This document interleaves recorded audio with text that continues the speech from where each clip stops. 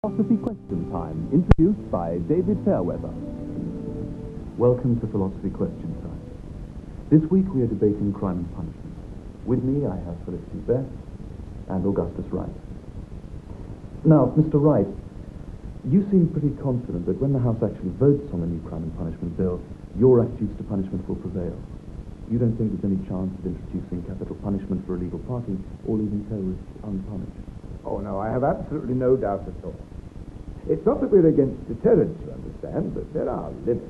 And ultimately, punishment must be related to what people deserve. You just can't let people off when they've done frightful things, and it would be appalling to give ferocious punishment for small offences. And thank goodness, the House is bound to agree with me. Well, you say it would be appalling to go along with my suggestions, but the fact is that if you don't, you're actually in favour of causing suffering that could be avoided. Absolutely not. If only people would drop their prejudices and think about the matter properly, they would have to agree with me. After all, I'm the one that's for happiness and against suffering. But, I'm sorry to say, a lot of people aren't prepared to look beyond their prejudices.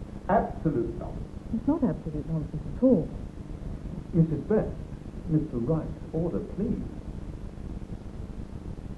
Now, Mr. Wright, you've been accused of prejudice here.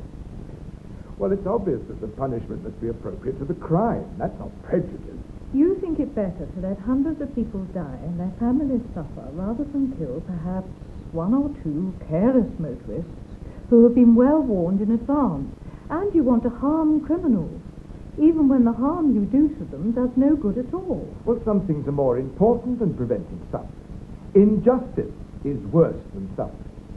And I'm sure most people would rather see a small increase in the total amount of suffering than let vicious criminals escape the consequences of what they do. And every right-thinking person must be horrified at the monstrous injustice of giving people punishment they don't deserve. But if you're going to make people unhappier than they need to be, you at least need a plausible reason for doing it. And all you can offer is they deserve it.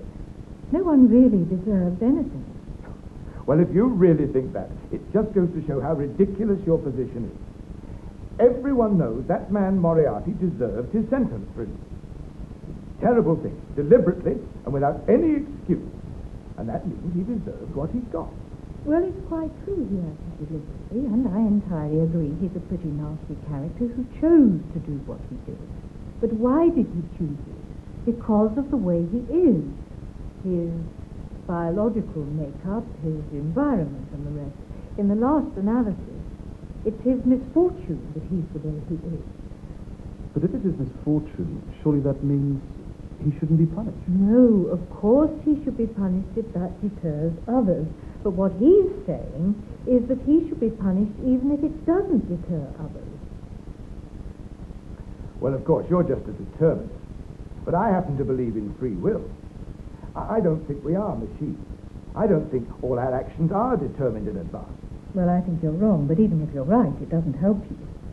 If actions aren't determined, that means they haven't any cause.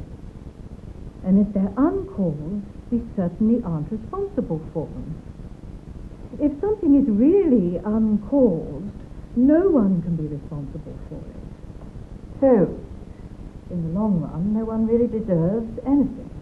Well, that's why it's hopeless to try and justify punishment in terms of desert. But of course people deserve it. People are responsible for their actions. Of course they're responsible.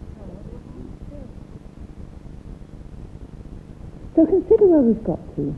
We started by needing a justification for punishment, because unless we can justify the harm we do to criminals, we're doing just the same thing as we're punishing them for. Utilitarianism seems to provide a good justification because it works on the idea that suffering is justified if it prevents greater suffering, which sounds fine. But that, as we've seen, means that punishment has no necessary connection with the seriousness of the crime, and that leads to some very uncomfortable conclusions. On the whole, we feel happier about the retributivist conclusions, but they seem to depend on a solution to the problem of free will. And I, along with a great many other moral philosophers, don't see how there can be a solution of a kind that would justify retributivism. So, both theories have problems. One seems theoretically sound, but leads to unacceptable conclusions. The other seems to lead to intuitively acceptable conclusions, but it has serious theoretical problems. And that seems to leave us without a satisfactory theory of punishment at all, which is a serious matter since we punish people all the time. If there really is no satisfactory theory of punishment, and if we care about doing unjustified harm, it seems that we have no alternative but to go on looking.